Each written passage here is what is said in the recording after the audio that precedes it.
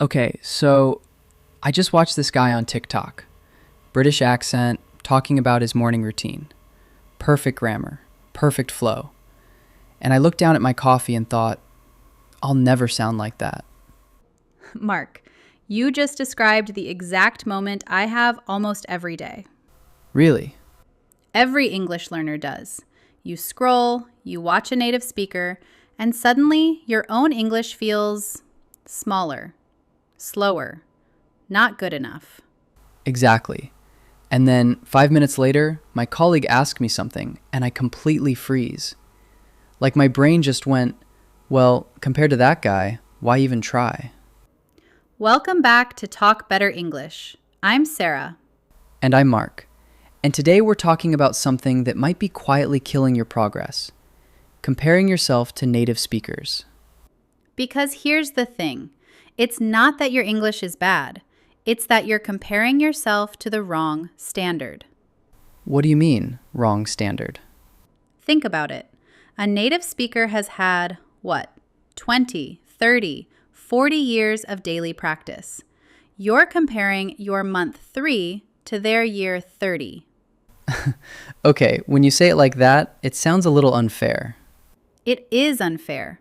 Our brains do this automatically. It's called social comparison bias. We don't compare ourselves to where we started. We compare ourselves to the person who's already arrived. So it's not a personal weakness, it's just how the brain works. Exactly. And it's not just speaking, by the way. It happens with listening too. You watch a movie without subtitles, you miss half the jokes. And instead of thinking, I understood 60%, that's actually great, your brain jumps straight to, I understood nothing, I'm hopeless. That's so true. I do that with podcasts. I miss one word and suddenly I've decided the whole episode was a failure. Right. And honestly, I do this too, with Italian.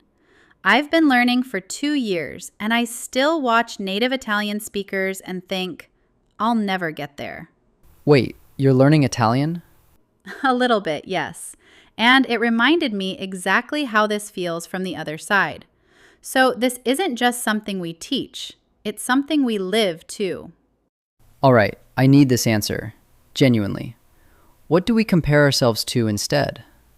By the way, if this is hitting close to home, hit subscribe. We post a new episode every 2 weeks. And honestly, this comparison trap comes up in almost every message we get. True. Okay, so what's the fix? 3 things. First, track your own timeline, not theirs. Every Sunday, write down one sentence you couldn't say a month ago that you can say today. Just one. It doesn't need to be impressive. Not, am I as good as a native speaker, but am I better than I was? Exactly. And over a few months, that list becomes real proof. Not a feeling, actual evidence that you're moving forward. That's actually a nice trick.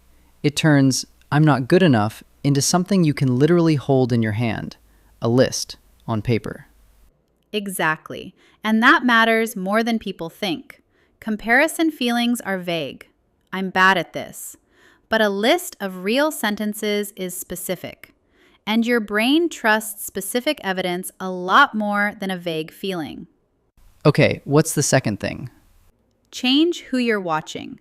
Instead of only native speakers, follow other learners. People at B1, B2, people further along than you, but not perfect. It's a much more honest mirror. Huh, I never thought about that. I only follow, the perfect English accounts.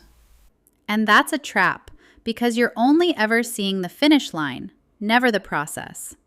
When you watch someone who's also stumbling a little, but still communicating, it shows you what's actually possible at your stage, not some impossible endpoint. What's the third thing? Redefine what good English even means. It's not sounds native. It's gets understood, connects with people, doesn't stop you from living your life. That's the real goal. And honestly, most native speakers make grammar mistakes constantly too. Nobody's checking. Okay, let's actually try this. Say something to me badly, on purpose. What? I'm serious. Say a sentence with a mistake in it, like you're 3 months in. Um, Yesterday I go to the store and I buying some, bread? See, I understood you completely. Not 1 second of confusion. Right, because communication worked. That's the actual win.